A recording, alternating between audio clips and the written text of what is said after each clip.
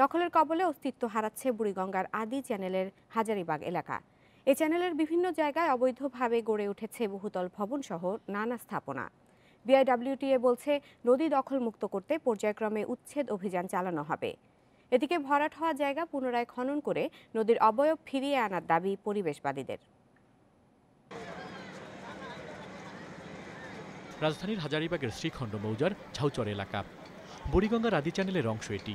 নিয়ম অনুযায়ী নদী তীরের 50 থেকে 100 ফুটের মধ্যে কোনো স্থাপনা থাকতে পারবে না। তবে এ এলাকায় নদীর পার বলতে কিছু নেই। এমনকি কোথাও কোথাও নদীর মধ্যেই গড়ে উঠেছে বহুতল ভবন। অভিযোগ আছে, একটু একটু করে দখলে নিয়ে নদী তীরে পাকা স্থাপনা নির্মাণ করেছেন স্থানীয় প্রভাবশালীরাই। তাই নদী দখলমুক্ত করতে ভূমিদস্যুদের বিরুদ্ধে ব্যবস্থা নেওয়ার দাবি এলাকাবাসীরও। খালেরও একটা গতি আছে, এই বুড়িগঙ্গার যে একটা গতি ছিল নদীটার, এই গতিটা এখন নাই। আমাদের একটা নদী আছে, আমরা যাই দেখি, কিন্তু এখান জায়গায় তো মানুষ দুর্গন্ধ ভিড়তে পারছে না। আগে পানি ছিল না বিদায় নদীর পারে পারে মানুষ বাড়ি করছে। এগুলোর রেকর্ড সবগুলা চাইরোটা রেকর্ড ঠিক আছে। আমাদের বাপদাদার প্রত্যেক সম্পত্তিটা 1960 সনের কিনা, এটা আমাদের সম্পত্তিটা, আমরা সেই অনুযায়ীতে আমরা বাড়ি করছি। বিআইডব্লিউটিএ বলছে, বুড়িগঙ্গাকে বাঁচাতে ভূমি রেকর্ড ও জরিপ অনুযায়ী নদী তীরে গড়ে ওঠা সব স্থাপনা উচ্ছেদ করা হবে। তো অতীতে নদী নিয়ে যেহেতু অনেক ধরনের খেলা হয়েছে এবং নদী নিয়ে তেমন কোনো ফোকাস ছিল না, নদীকে বাঁচাতে হবে সেই রাজনৈতিক প্রজ্ঞা ছিল না, সেটা কিন্তু এখন পরিবর্তন হয়েছে।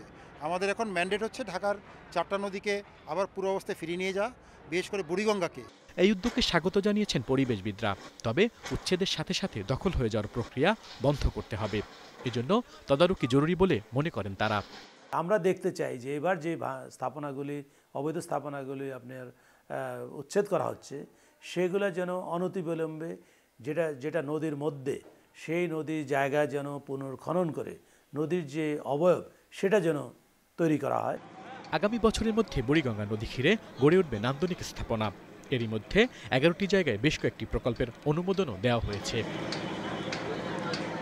আল আমিন হোসেন, ইন্ডিপেন্ডেন্ট নিউজ, ঢাকা।